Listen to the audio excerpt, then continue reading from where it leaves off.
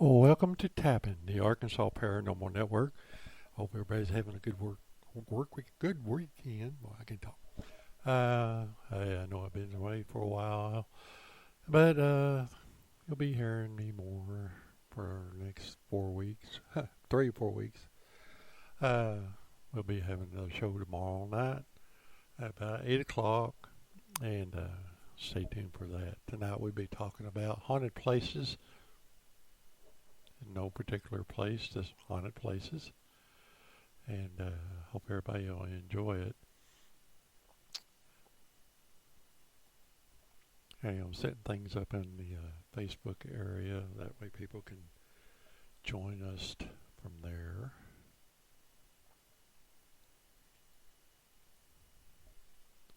Not doing a live broadcast on Facebook. It just links to this area. Maybe get people in there to the chat room, talk to us through the chat.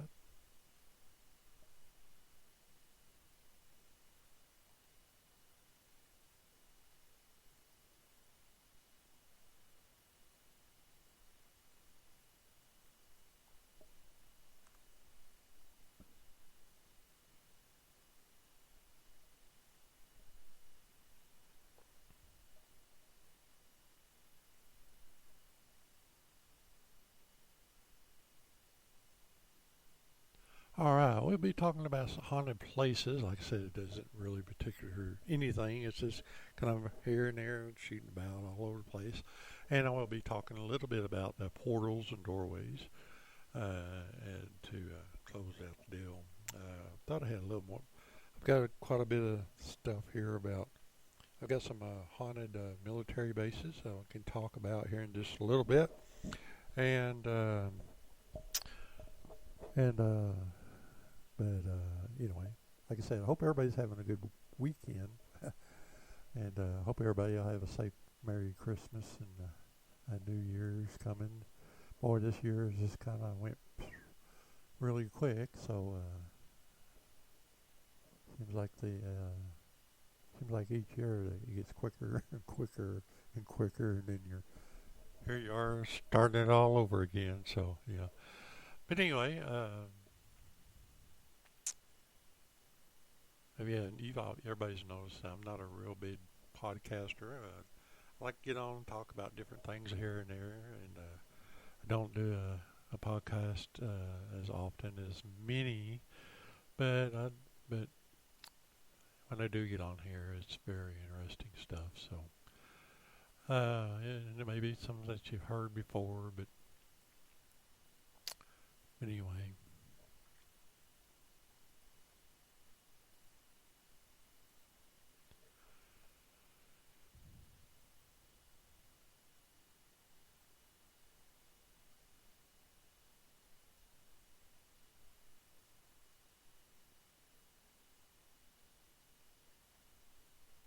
All right, let's see. We're going to start off with a famous house that everybody uh, really knows that had a movie made of. No, it's not The Conjuring. I don't have that. But anyway, the Amityville Horror House.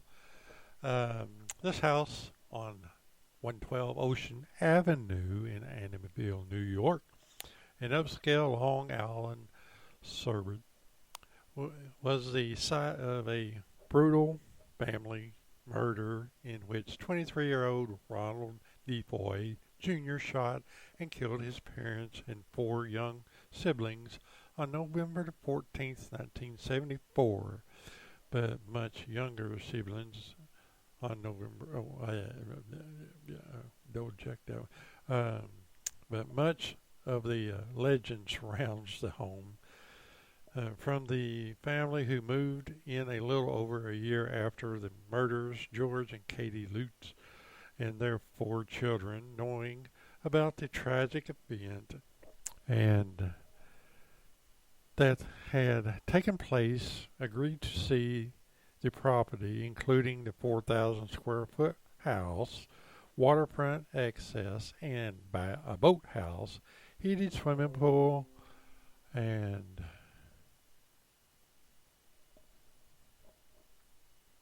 garage and full basement, and eventually, and they eventually bought it. As soon as Kathy had walked into the house, she had a smile on her face that just beamed. That had happened in all a previous homes we looked at. George Lutz recalled later describing the event at Amityville at a paranormal convention. I knew from the look of her face that she was to be our dream house. Soon after moving in, though things changed dramatically, even after having the place blessed by a priest and urging a friend, George and Katie said they began experiencing strange things, banging noise, footsteps,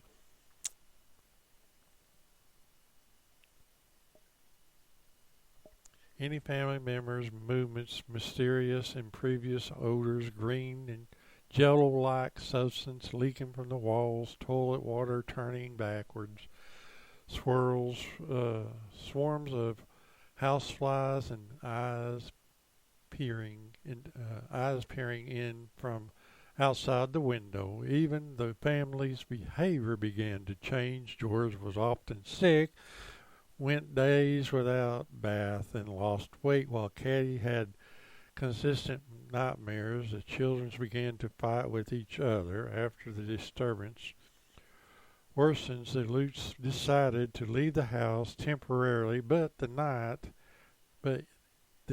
in which they were to depart turned out to be their last night there. Although George Lutz is reluctant to explain the full details of that night, he once said that the hardest thing for those people who experience a haunting is to lose a loss of a being able to communicate with anyone else about it.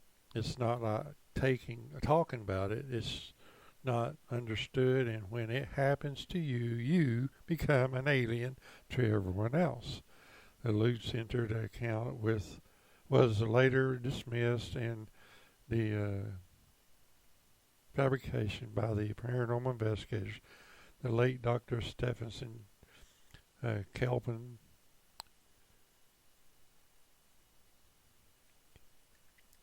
But anyway, that's the Amityville Horror House.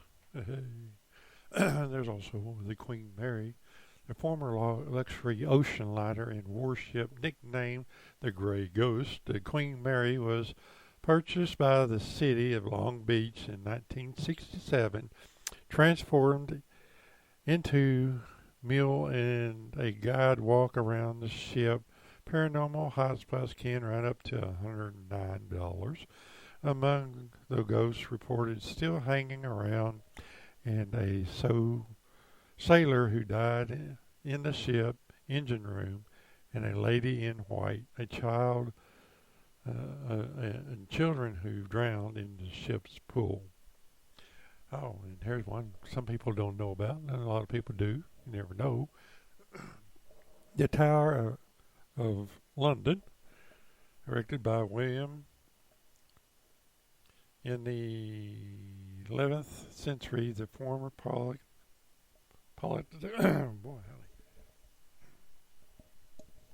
political prison and place of execution, has long been viewed as one of the most haunted buildings in British Isles. Among the ghosts filtering through the fortress are the spirits of Anne Boleyn and the wife of Henry VIII, who was beheaded in 1536. Lady Jane Grey, who was spotted by the guardsmen on February the 12th, 1957, on the 403rd anniversary of her death, and Sir Walter All right, hang on.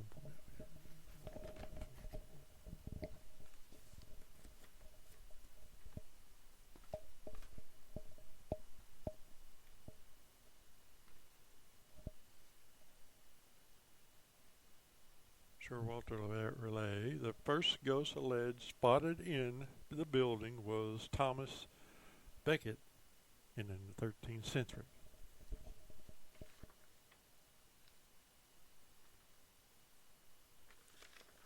All right. That's a house and a ship. All righty. Let's see here.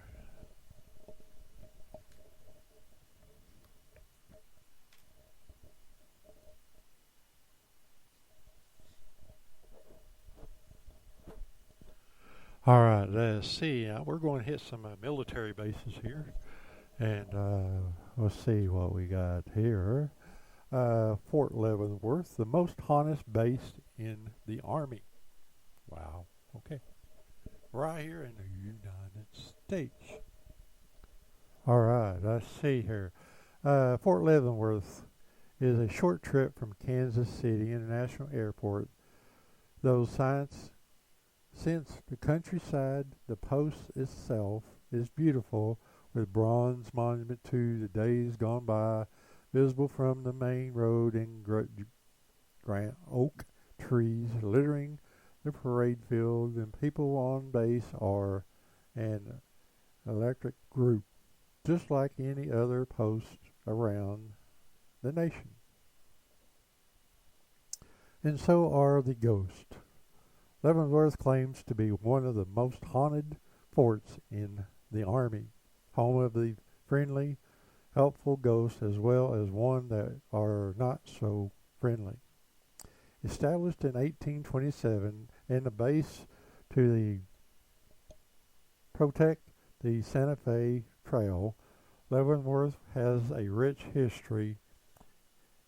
It has seen several wars, including the Mexican-American War, the Civil War, and the Indian Wars.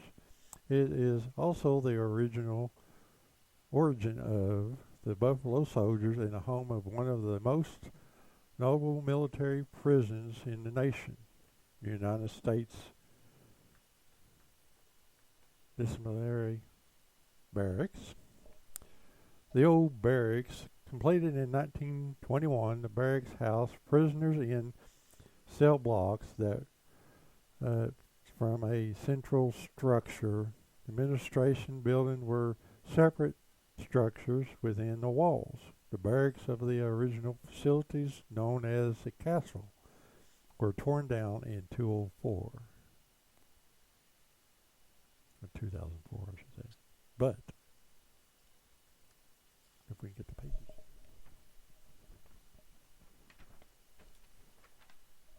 Many of the original buildings, including guard towers, still remain. The ghost stories here are the enormous Liz, sorry for mispronouncing the last name, Wojcicki, volunteer chairman of the Haunted Homes Tour Friends of the Fortune American Museum, said every building, every place has some type of story attached to it. There was an uprising of prisoners during the War II. As punishment, one prisoner would be hung every hour until all 14 had died.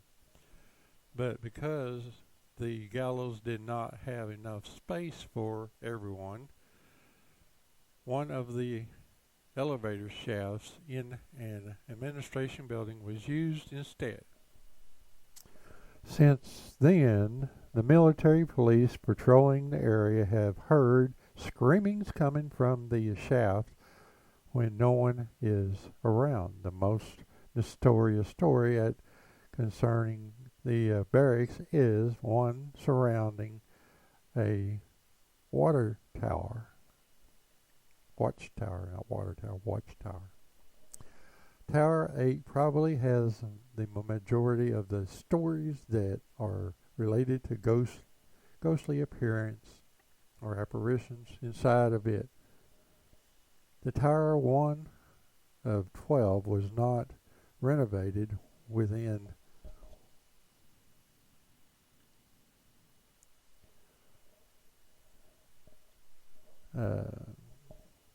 we're not. I lost my place here. Hang on. When the others were, because it was no longer manned. It was closed down after one of the guards turned a shotgun on himself. One night about 20 years ago, a soldier on his first duty out of basic training was on the swinging shaft in Tower 10, could see Tower 8 and noticed someone there, even though the tower was supposed to be closed. He's thinking that USDB commander or post NCO was trying to play a trick, making sure that he wasn't sleeping on the job or missing something.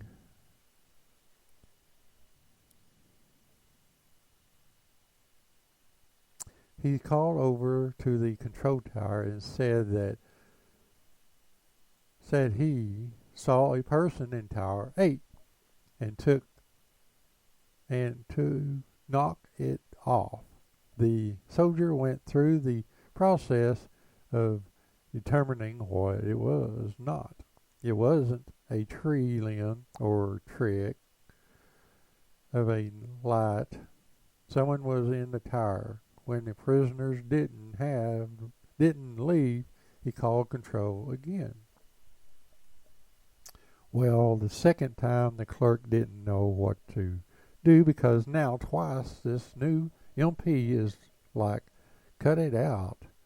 We see the person in there, and just so happened that the commander of the prison and the posting NCO were in the control room. So the clerk handed the radio over to one, and once again the new MP was like, I see someone in there who's in the Tower 8. And the commander said, I'm here. The posting NCO is here. There is no one in Tower 8. The soldiers then thought it might be Tower 7 pulling the prank. So he called over there. The guards in the Tower 7 answered normally. By the end of the shift, the new MP still hadn't figured out who was in Tower 8.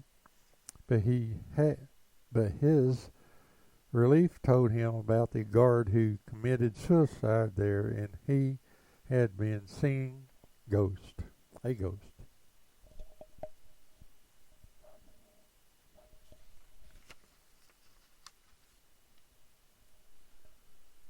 And seeing a ghost sometimes. Control will still receive calls from the abandoned tower. The shelter house, the post shelter house was in charge of distributing previous to soldiers and often lived on and near the base. Leavenworth originally shelter house was built off post in 1841, and Harm Rich was the shelter unit 1862 when he died.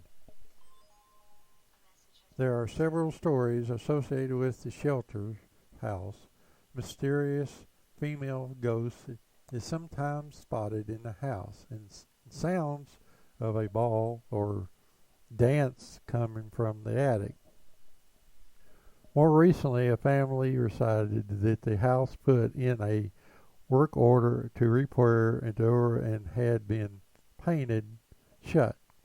They went out one night, came back, and the 8-year-old daughter realized that not only it is open, but it has been unstuck, and it hasn't disturbed the paint or anything on it. She said no one had come into the house yet to fix the door. The most popular and probably the eeriest story associated with the Harmon Ridge is that the story of a woman named Catherine. Now, post folklore kind of changes a little year after year, and the more people that tell it, the little bit more stories comes alive. There is this one story of a Catherine. Her name was Catherine Schulter.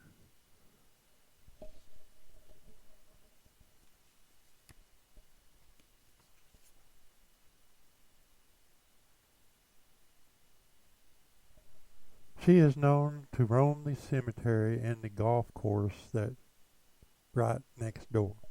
Legend says Catherine arrived on post from India with her husband Harm and their two children, Mary and Ethan. While they were visiting the post, the children went to get some fireworks but never came home. Their parents searched the post for months, but after a while Harm had to return to home. Catherine stayed searching the post throughout the winter, even in the dead of night, with nothing but a lantern. She died on base, still looking for her children. In the spring, Fox Indians brought the children back to the base. They had fallen into a river and been swept away. They were returned to their father. People say they still see her ghost at night, wandering around with the lantern. The only problem with this story is that Catherine isn't the name of Harm's wife. It is that of his only child, a girl who died during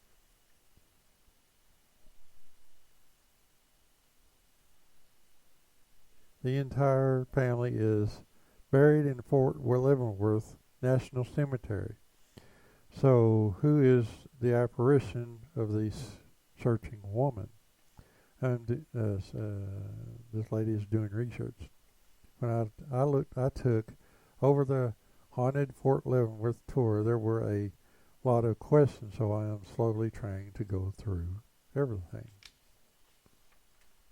The research of it. And only Catherine I found is the Catherine, she says, the rich family.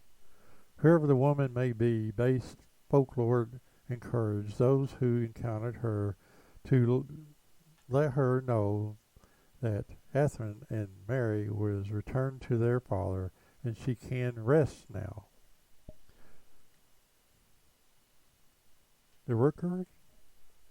The most haunted buildings on the base is also the oldest surviving building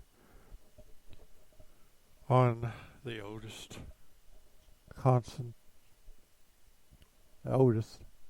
occurrence residence. And let's see, the Rookery.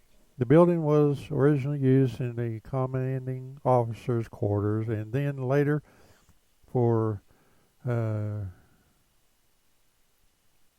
bachelor officers' housings. It was designed for a family residence in the early 1900s.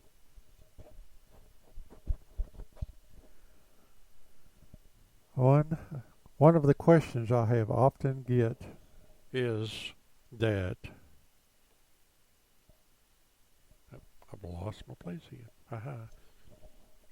One of the questions often I get is, are there some mean ghost? And the only one that I can say was probably a little on the scary side would be the lady in white here at the Rookery house. The lady in white was living on post while her husband was away on a campaign with the cavalry. I'll get the right one, do you? Cavalry. While they were gone, Indians attacked the post and she was killed. She can be seen on either side of the duplex in a white dress.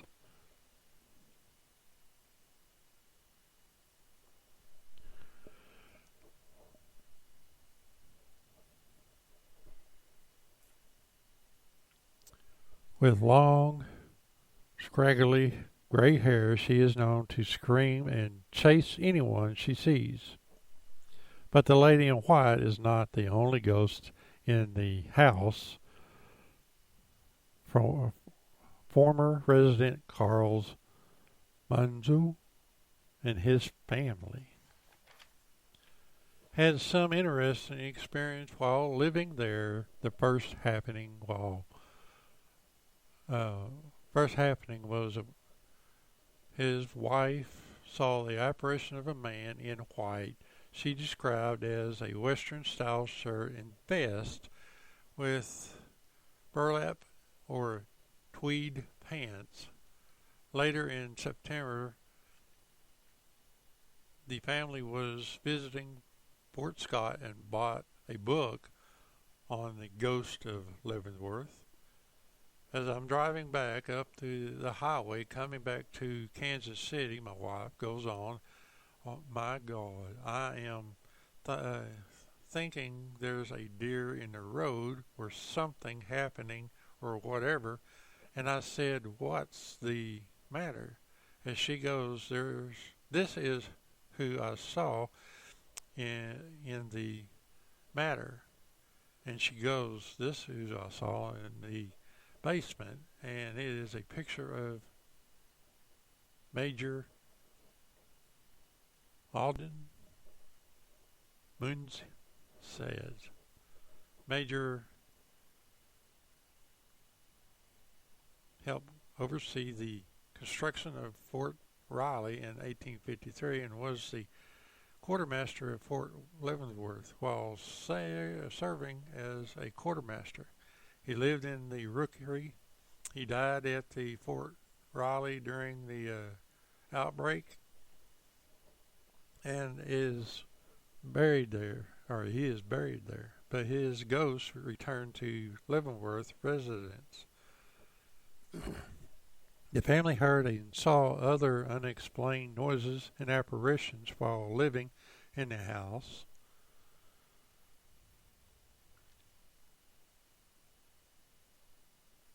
Some of them would be able to debunk some of the sounds. The sheer volume and unexplained occurrence led them to believe the house was truly haunted.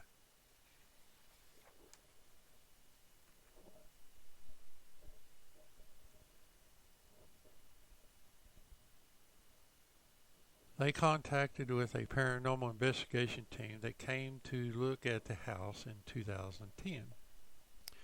I told them absolutely nothing about the house other than the address. I told them very specifically not to do any research of the house because what you are going to find on the internet is incorrect, he said. When the team arrived, they estimated the investigator would take about 6 hours due to the size of the house. They received a call from the team about 2.5 hours after they started. They were done. The ghost had asked them to leave. What they told me was the house is occupied by 4 ghosts. The one ghost, they were calling him the General, but they were actually seeing Ogaden. The investigators showed a picture of Odin to confirm they had seen his apparition. They said he was very arrogant, but also said he was very much in charge of the ghosts that were in there. He explained, the other ghosts in residence are a little girl, Rose, her nanny, Mary, and a young man named Robert. Rose can be heard whistling throughout the house. And you can hear Major's superb footsteps are often heard on the stairs. To hear about experiences while living in the rookery, and it says visit, and I didn't get that down, so I can't tell you where to go visit. The current residents of the rookery didn't claim to notice anything unusual about their house. There are many other stories throughout the base. The lady in black is a nice spirit inhabiting a house on Summers Place, and she will babysit children. Quarters 1 is built on a officer's burial ground and is known for female apparitions, bumps in the night, but whether the banging is the walls of a ghost or simply bad plumbing is up to the individual. That was a little bit about Fort Leavenworth. A lot going on there.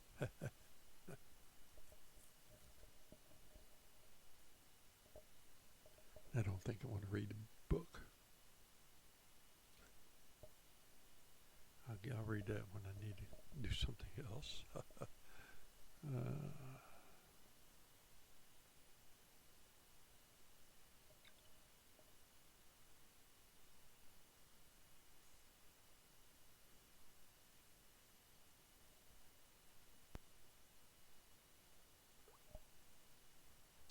All right, let's see here.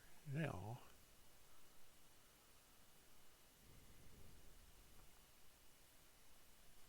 see if I got all my paperwork on this one.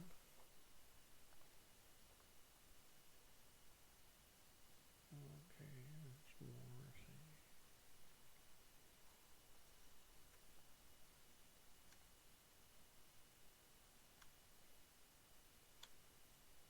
All right, well, I don't think I have all that.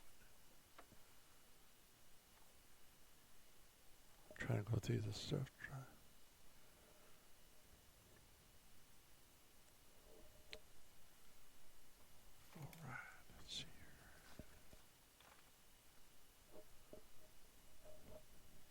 All right, what is a portal haunting? A portal haunting is believed to be an entranceway from the spirit realm into our world. A door.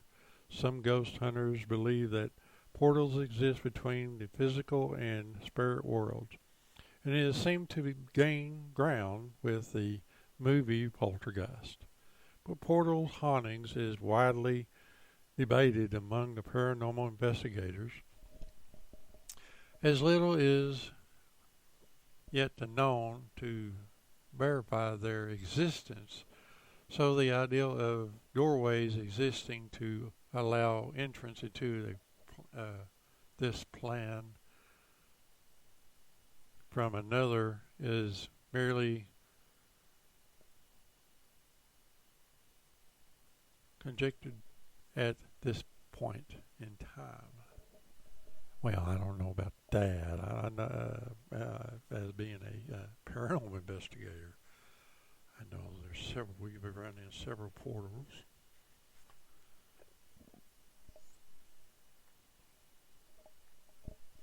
So, anyway, the portal haunting ideal.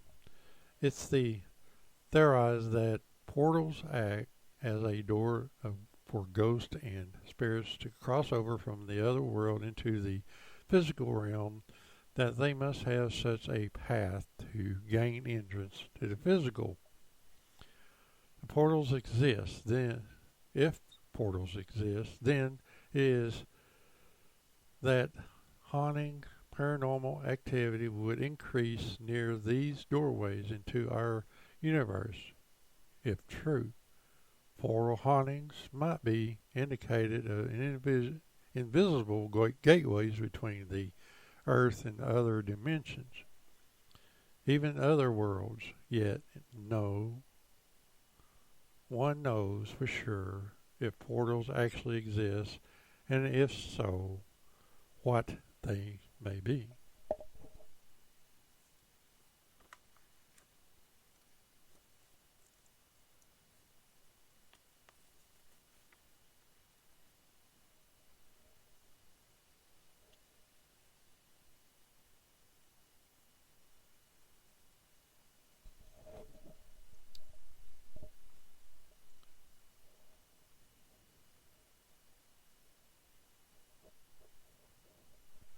quite common for paranormal biggest investigators to believe that strange entities, being that appear otherworldly and do not seem human, captured in ghost photographs. This must be something different. Ah, I had a bunch of papers put together. Maybe it's going on here. Yeah, let's keep on reading. And indicated that the specific areas of our world might have higher paranormal activities, and this that are investigated is potentially placed where portals might exist.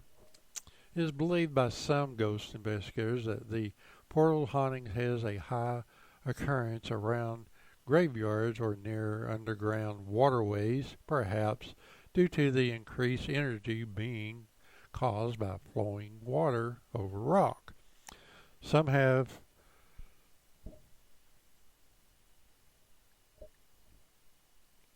mentioned that the nation that graveyards may have been built unknowingly, yet guided by the substantial of high power that be in areas the portals exist. But again, there is no proof of any of this, only theory.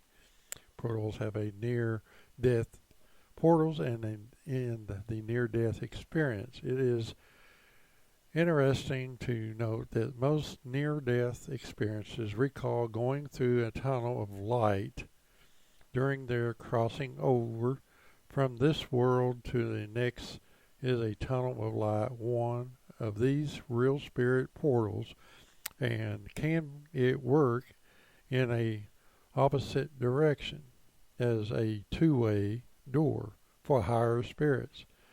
Is there something similar to allow ghosts or disembodied persons to come back to Earth and visit us? And might there be other tunnels or portals? This may explain some of the strange types of hauntings people have witnesses. Some psychics definitely state that they believe there are spirit passageways into our world. This ideal, coupled with near-death experience, tunnel of light, Hollywood movies, and various theories about ghosts may have helped create our beliefs in portals. After considering all views and evidence, still we simply do not know if portals really exist at all. So we'll keep an open mind.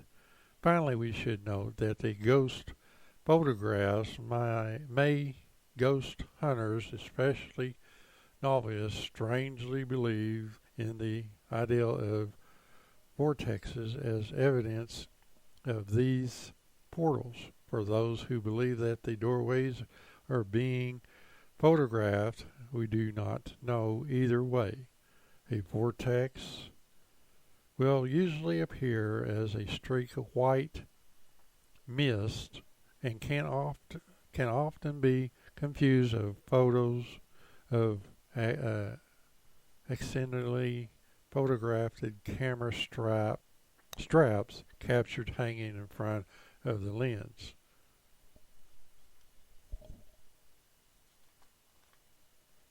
Now, the question is, do y'all believe it? Do y'all believe about the portals things? You never know.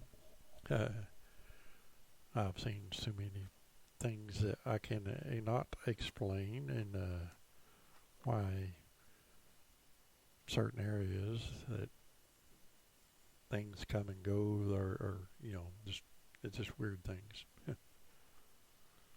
All right. These types of paranormal phenomena are the most conventional type of hauntings that have been documented to date by paranormal researchers. The idea that this type of activity may actually exist is still mostly theory and conjecture. Although evidence is strange to be collected, which may actually provide those portals' existence, the problem is that this type of haunting is a least understood, least traditional of all type of spirit activities.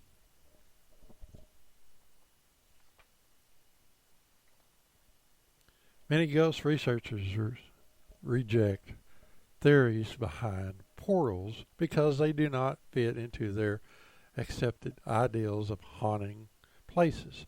But we cannot afford to do this. We cannot afford to just reject offhand something that we simply do not understand. Just think, if we had done this, many researchers would still be thinking that poltergeist activity was the work of an evil spirit and not actually caused by a hidden depth of a human mind. So strange and untraditional or not, the idea of the portal must be examined because evidence is starting to appear which just may surprise the doubters among you.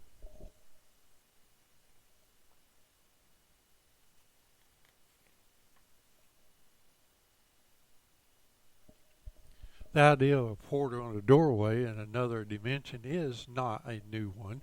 Many researchers believe that there are places all over the world that serve as doorways from our world to another. These doorways are thought to provide access for entities to enter our world. They may be the spirit of people who have lived before, or they could be something else altogether. Some researchers even believe that they could be another world, otherworldly beings from another dimension. Even that sounds far-fetched and isn't as strange as it sounds. The entity sightings reported and even photographed around what many believe to be portals could be the spirit of a dead or something much stranger. If locations like this do exist, they are doorways. Isn't it an easy assumption to make that these spots could have been labeled as haunted over the years by people who have seen things near them that they couldn't explain? I believe this has probably happened quite often, and those places didn't become haunted, as other places do throughout tragic events or death. These locations have already been that way for many, many years. One of the most common locations for these doorways seems to be in cemeteries. Now, as a rule, most cemeteries are not haunted, but in the past few years, ghost hunters have collected dozens and dozens of anomalies, photographs taken in cemeteries. There seems to be no explanation why many of these cemeteries would become haunted unless they provide access for spirits or entities to pass from one world to the next.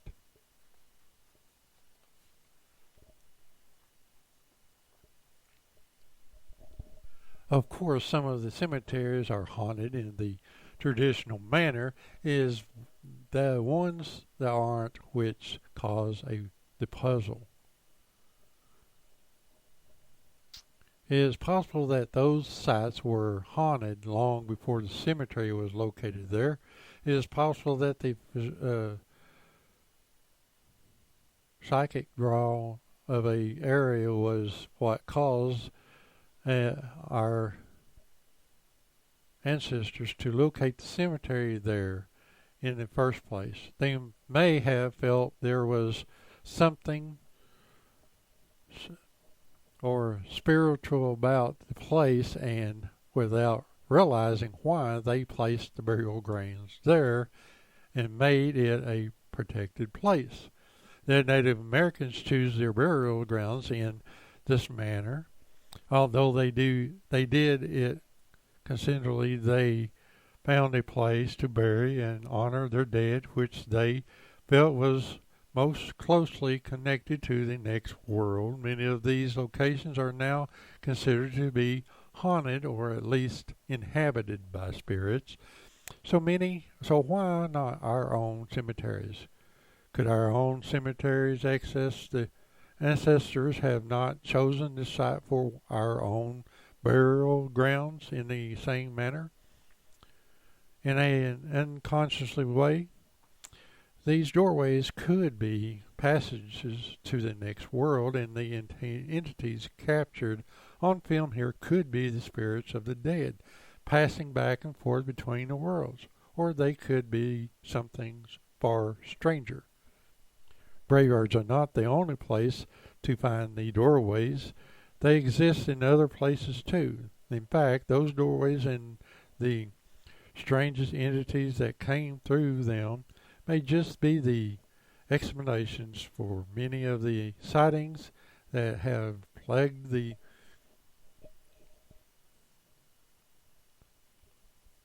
paranormal researchers for years. For sometimes investigators have attempted to dispel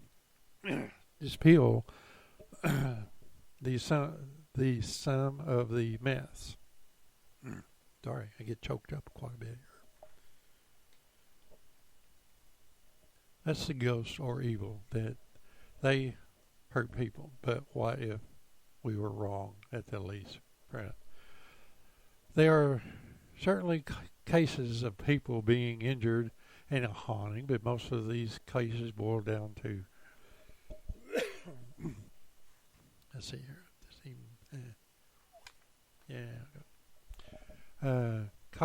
Cases of people injured by hauntings, and most of these cases boil down to poltergeist phenomenon caused by human and not a ghost at all. This is all other types of cases that strange beginnings that cannot ever be described as human, terrifying visions, and yes, instance of people actually being injured by the entities involving in the case. What if these creatures are not ghosts at all, but strange entities that we cannot understand, who have passed into our world via these portals? We have to consider this, as it may provide many answers in cases where traditional methods of ghost investigations have not worked. These theories may even explain the negative spirits that they commonly reported. So what does all this mean? We will have all the level of that up to you to decide. Are portals real, and do they really connect with another world or another dimension? We believe that possibility it is very strong for now. The theories involved a lot of excuse me, but we do not believe it has merit and should not be dismissed without much more study and research. If we refuse to consider the ideal, then where does that get us? Even after all of these years, the paranormal sciences are still in the beginning stages. All that we can do right now is to try to gather as much evidence as possible that something is out there. And in some cases, that something may be stranger than we think. Well, I hope everybody enjoyed the show tonight. Like I said, tomorrow night we'll be running another show. Don't know what it'll be till tomorrow. So I hope everybody likes this little deal. This portal thing was pretty good. I liked it. So if you have any comments, please leave them in the comments on the page and stuff like that.